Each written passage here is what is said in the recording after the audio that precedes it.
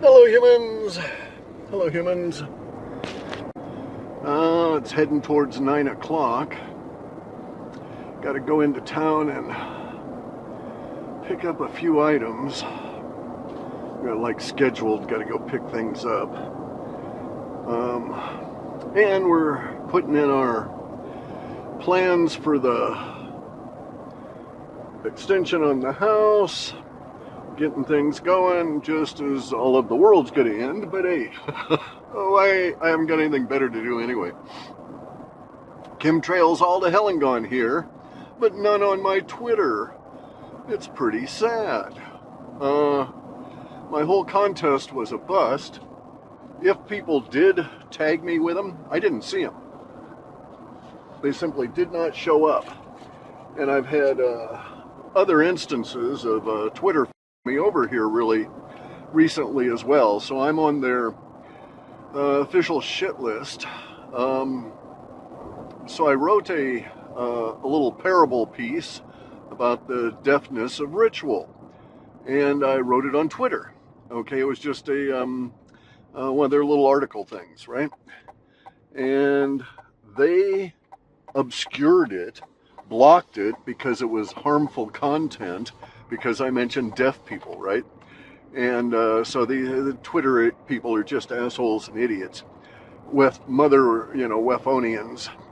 Anyway, so they blocked it, so I had to go and find the original text and go and put it up on Substack. So it's out there on Substack several days after I'd put it out on Twitter, and then it disappeared.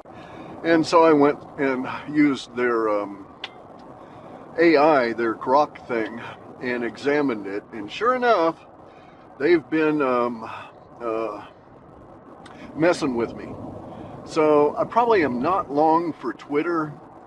I may try and reestablish a Telegram account. We've got a couple of new transponders on our only cell tower out here, and so maybe I can receive the SMS message that's required to be able to get on Telegram. Long and involved piece of breakdown here for losing the Telegram channel to begin with. But in any event, so I may go to Telegram, but I'm probably not long for Twitter regardless. They just irritate me, piss me off. And, I'm obviously not having any kind of reach for normies there, so what's the point, right? And I'll save myself a lot of time, plus I've got some very, very large projects. So I'm just getting into something that's probably a 6 or 7 year project. And we'll see how that goes. I've got to really dash here. So, like I say, chemtrails all to hell and gone. Chemtrails causing weather woes out here. They're really ratcheting up their... they've been mind controlled. Now, they're you can't blame them. Everybody gets mind controlled at first. But at some point, they do have to wake up, and thereafter... you can blame them if you want, but my thing is I'm just not going to waste any time with them. Just like with the Twitter thing, right? So I'll make a decision in the next few days, but don't be surprised if I drop off. Crap. And basically drop out of sight with that. Anyway, so let's see. Chemtrails.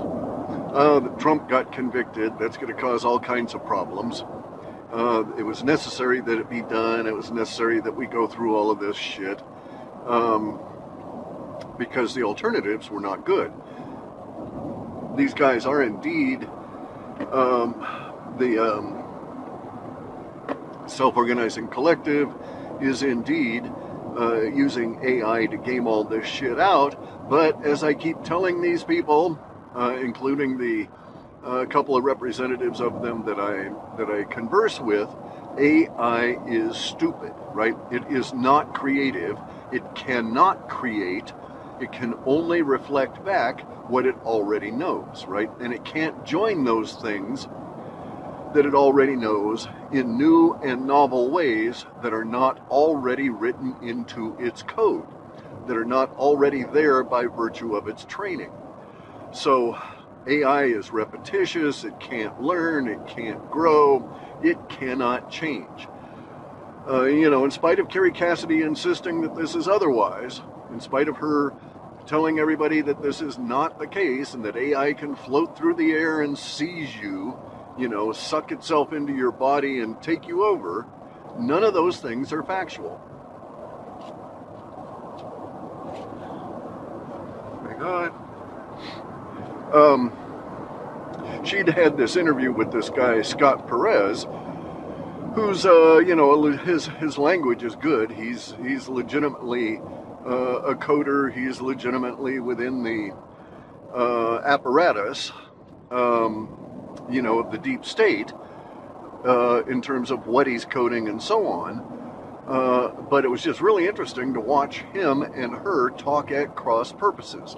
He kept talking about nanomachines, and in Carrie Cassidy's mind, she's seeing some little tiny critter that's, metallic and little gears and little arms and shit in it, right?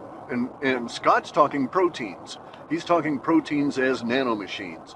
And so he's giving her factual information that she is conflating with one of her movie script ideas and coming up with a version of reality that doesn't jive and it doesn't mesh with what Scott's saying, and so they keep talking at these cross purposes, never quite making the connection.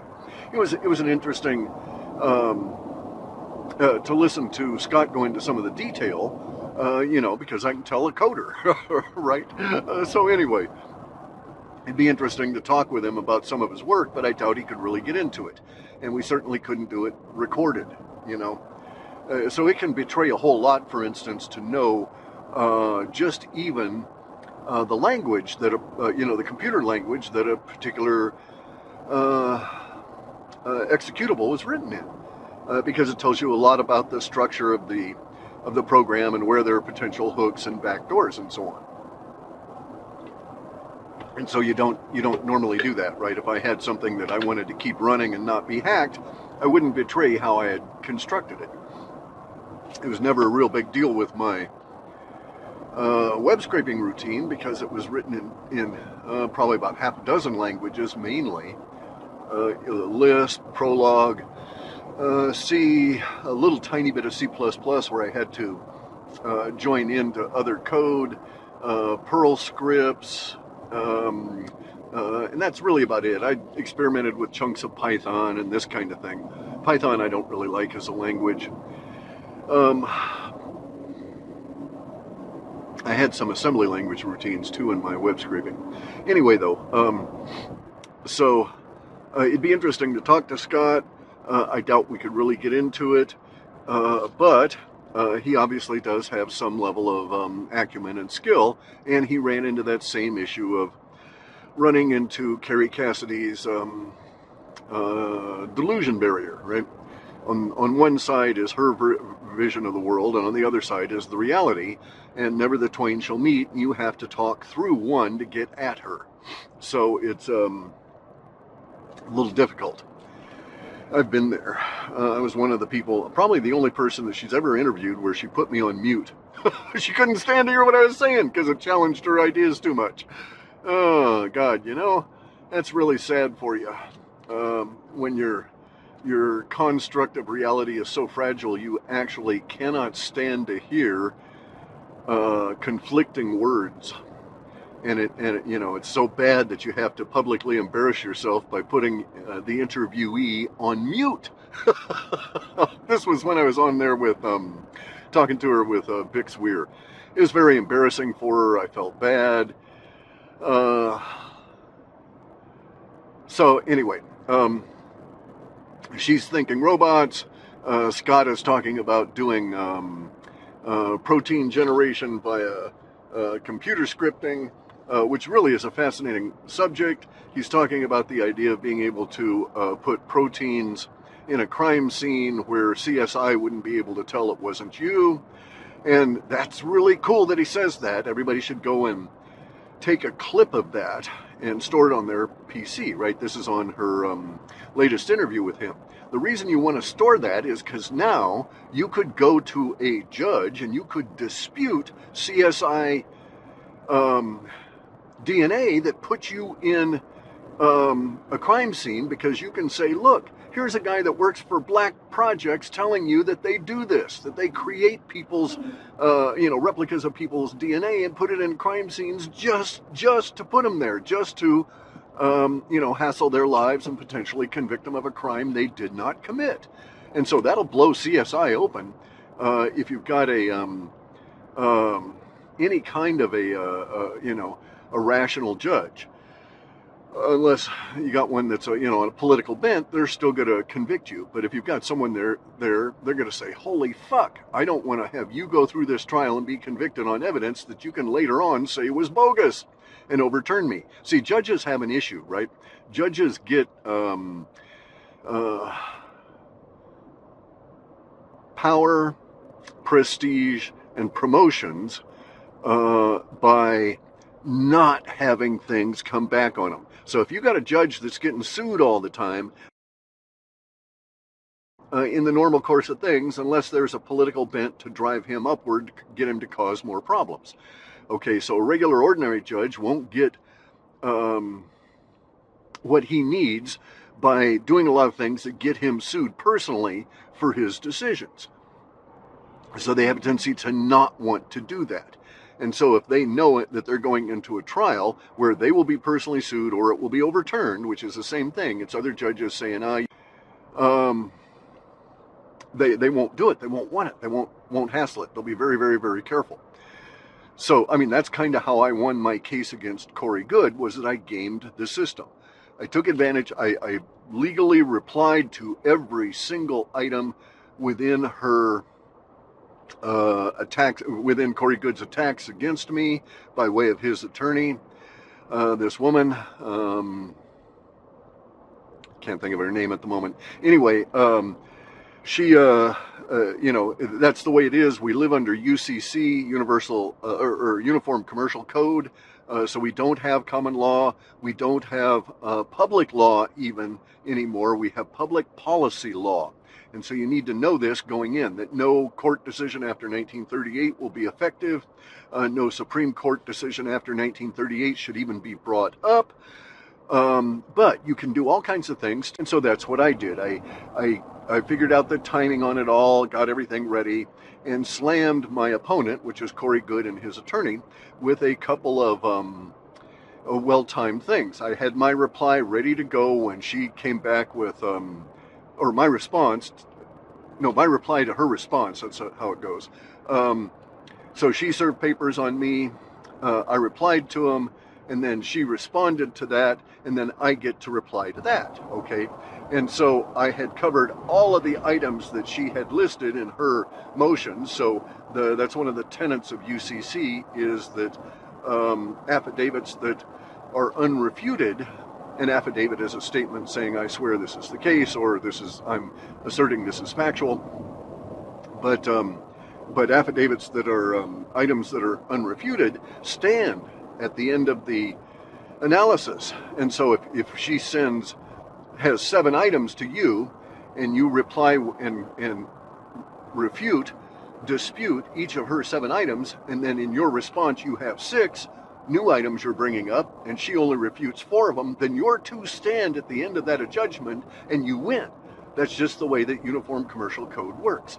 And so I knew that I had that going for me, but I couldn't count on the normal course of events to make this rapid. So I put a timer in there. I put a spoiler, and that is that I asked the main judge. So everybody deals with the administrative judge, right? All the way up. So she has to do all the grunt work. The main judge is supervising lots and lots of these administrative judges and trials and shit. So it's a hierarchical system. So I just asked the main judge to issue a ruling on some shit that Corey Goode had done, which in my opinion was defaming me.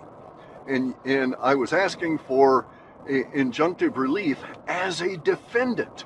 Usually it's the plaintiffs that ask. Almost, I think I found 3 instances of defendants asking for injunctive relief in a federal case that I could easily identify at a PACER.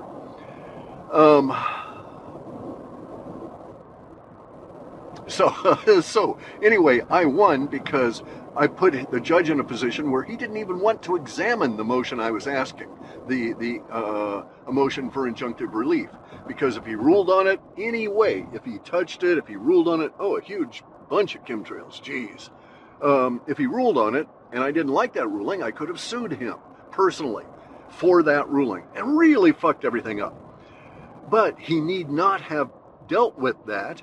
All he had to do was to make sure that my motion to be dismissed from the trial was granted ahead of that, and then everything else I had put in, this motion for injunctive relief and all of that, it's moot, because I'm no longer associated with that. They don't have to interact with me at all.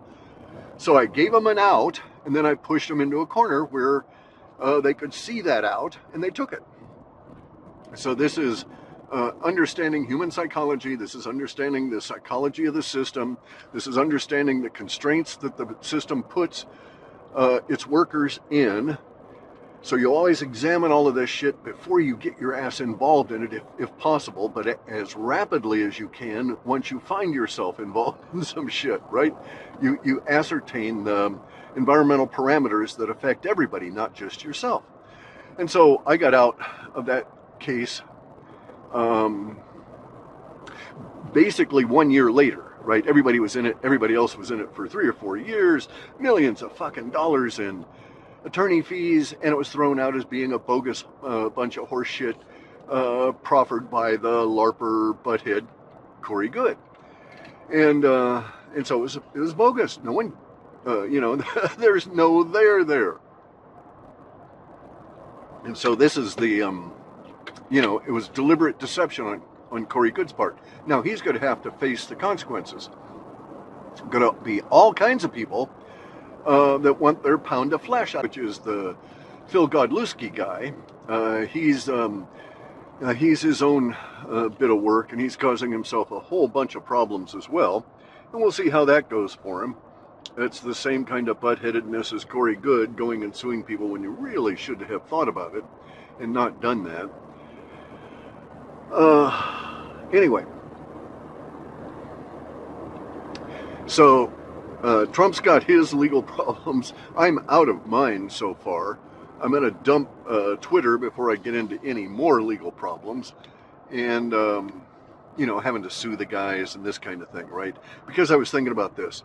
If I wrote an article, and just like I had done with this parable on the deafness of ritual, if I wrote it on Twitter and put it on Twitter, and then Twitter hides it, even I can't see it, right? This was my material posted publicly, but it is still my material. So I can't get at my original posting there insofar as I've been able to see. It was fortunate that I was able to recover the text out of a word processing program I had, where I just saved it off for whatever reason, and then I could reconstruct it and put it on Substack. Had I not been able to do that, I might very well have been into the position of having to throw a big fit against Twitter to say, come on, buttheads, if you're going to do this, at least allow me to get it and take it and put it somewhere else. Otherwise, I'm going to have to sue you, for theft. Intellectual property theft, all different kinds of things. So, and I would sue pro se, so Twitter's going to have, they probably got, their cheap lawyers are $500 or $600 an hour, right?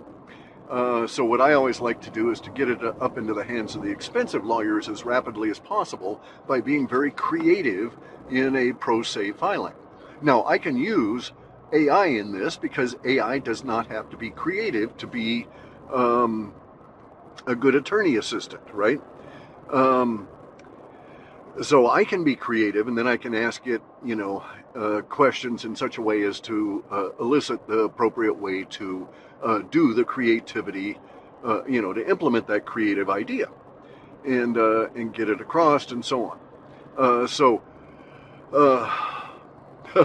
AI is not gonna pop up and say, this is what you need to do in your court case to win. It doesn't work that way. AI is stupid. It is basically just looking shit up for you. It's just a search engine, right? And, and Carrie Cassidy is afraid of the AI because it's going to come and suck the brains right out between her ears, right? There's all of these people that she's influenced that way. Now, maybe they all fear AI on their own, but I see that you get these people together like SG Anon and Patriot Underground and Carrie Cassidy, and put all these guys together. They're just freaking out over about and amping everybody's fears up, their own, about AI. It's totally meaningless. It's a waste of your time. It doesn't exist the way you think it does, etc., etc. So, anyway, though,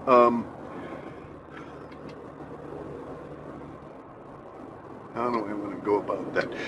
Okay, so we've got, there's an interesting idea that I've got that's kicking around. And this is the idea of very large-scale effects. So we're talking, like I say, in one of the talks I discussed it. Okay, so I think over these next few years, there will be some scientists who will discover something. Their discovery won't make a lot of sense to them. It'll be an anomaly, so they'll really look at it. It wasn't what they expected to discover, but they came across it anyway, but they won't know how to interpret it. And in my opinion, it will take us a couple of years to understand what we're looking at, because we won't have a conceptual framework that allows us to see it from a high enough view. And so this is the idea of a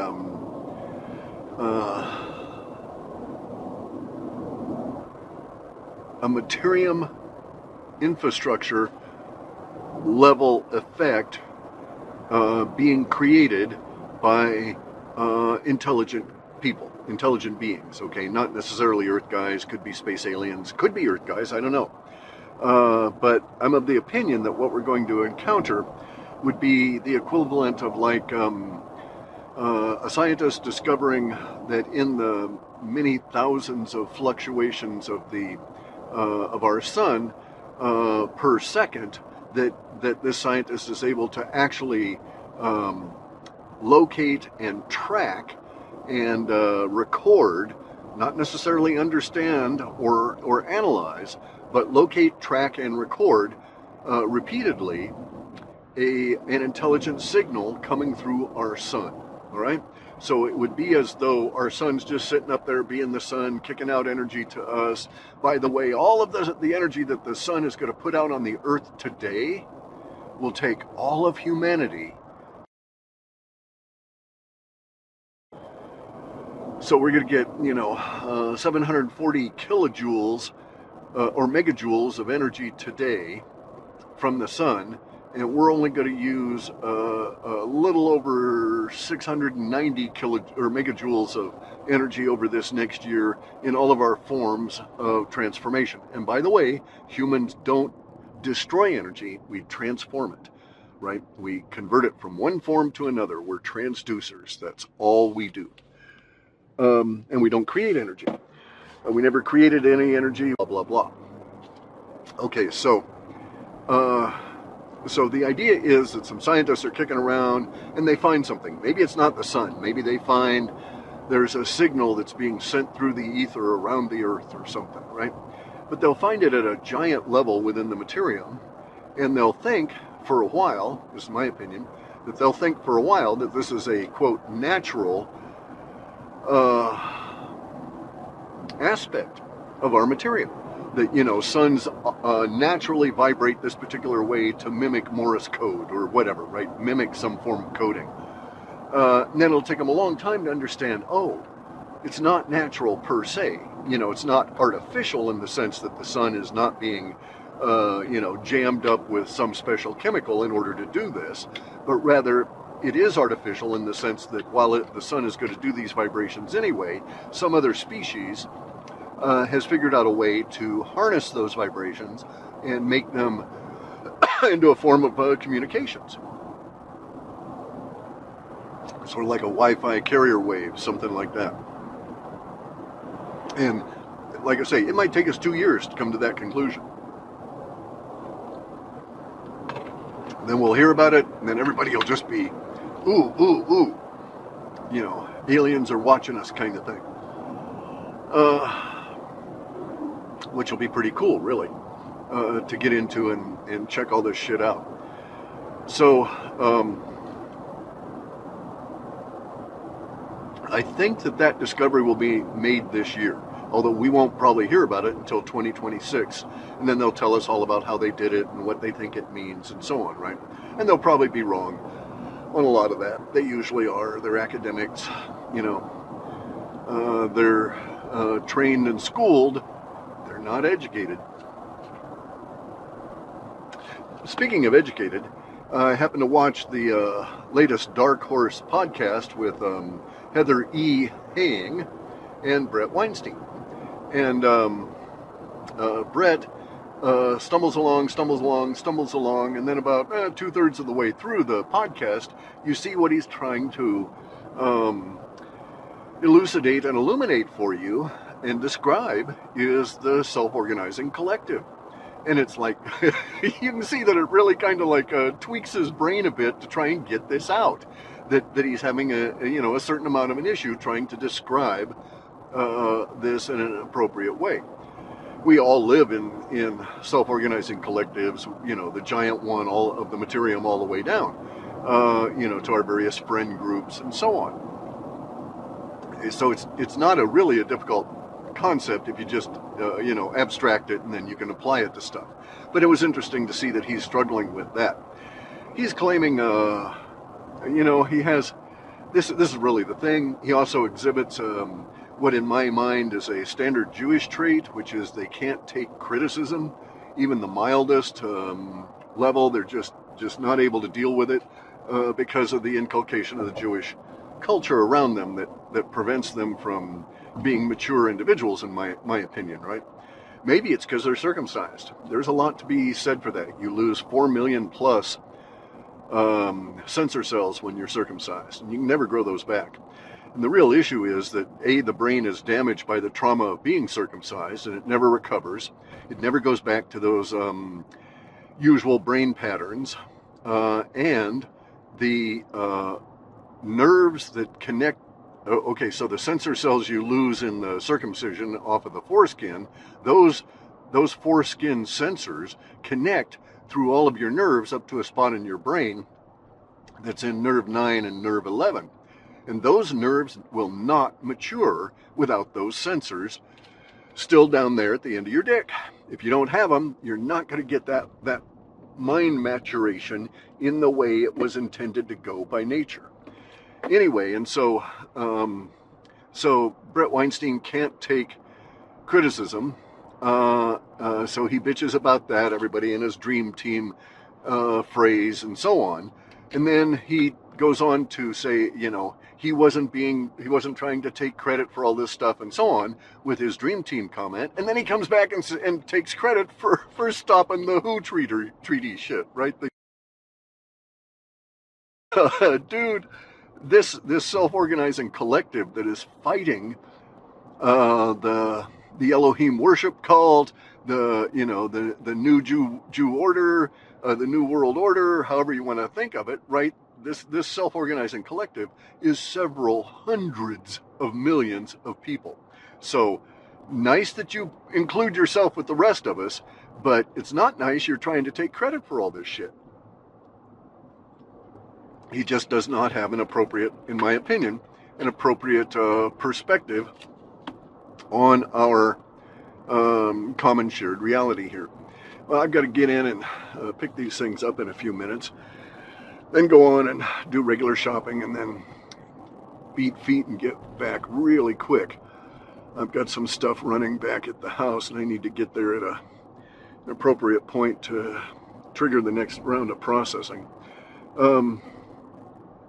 So it's been quite fascinating getting into the data, this very large data set that I've got, courtesy of these Peruski-speaking fellows that I know.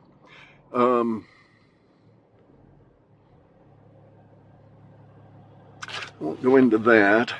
I've got a fair amount of data. I'm going to have at least another month working through it, right? At least, maybe longer. Just because of the sheer size and the fact that I can't get at things the way that I used to. I'm not doing it as work, right? So I've only got a little bit of time every day I can devote to it. We're trying to get the house built here before the world goes to hell. We've got all of these distractions in the social order. So, it's just a kind of a inconvenient time to be doing a lot of this stuff. But, hang on, let me get over here. But we are doing it. We're getting this ready to go. Yeah. So I have stalkers. It's a pain in the ass. I've got this guy out of Australia that is an expert in this kind of thing, and I've been doing some of the things that he's suggested and ended up being able to identify some of these people. So it appears organized, and we'll see how it goes. But, just to let you know, I am constantly armed. But I'm prepared to. I got responsibilities I got to watch out for, right? Who's going to take care of my wife if I get injured? So, I'm not going to take any chances. I'm just going to deal with you as far away as I possibly can. 80 feet, 30 feet, and so on. Anyway, damn, they got the cranes out again. Cranes are never a good sign down here. It means we got bridge work coming. And bridge work can hold you up for 45 minutes each way. Okay, so I've got some data. I'll be releasing it over the next couple of months as I get into it. I'm not really inclined to be doing interviews. I've got real problems with my Wi-Fi here, and I've got real problems with my office still, in the sense that we have to now start cramming it full of building materials as we get into this. So it's, like I say, it's unlikely. Maybe I'll be able to do one or two of these things over the next couple of months, but I don't have anything scheduled, and I'm not planning on accepting any interview requests. It would have to be just happenstance that I had the time free in the machine and so on, right? Because I'm using some of the machines I would normally use for videos and that part of my network to do a lot of shuffling of data around, so it really drags down the bandwidth and the Wi-Fi there. Anyway, so I guess that's about it for this one. I'll see if I can do another one on the way back. May not be feasible simply because of the choppy mini stops I've got to go through here. And there's a lot of shit to talk about, but anyway, okay, so take care, guys. Talk to you later.